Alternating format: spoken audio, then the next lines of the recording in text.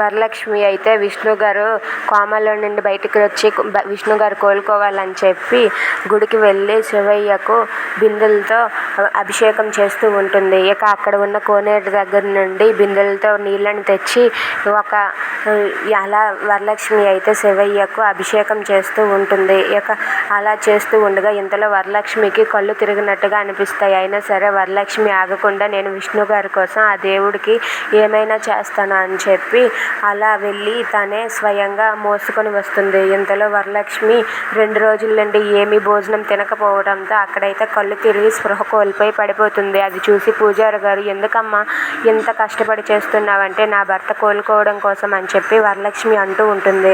ఇక కళ్ళు తిరిగి పడిపోయినా సరే లేచి నిలబడి మళ్ళీ వెళ్ళి నీళ్లు తెచ్చి ఆ శివయ్యకు అభిషేకం చేస్తూ ఉంటుంది. ఇక వరలక్ష్మి పూజలు ఫలిస్తాయా? If you like this video please like, share and subscribe. Thanks for watching.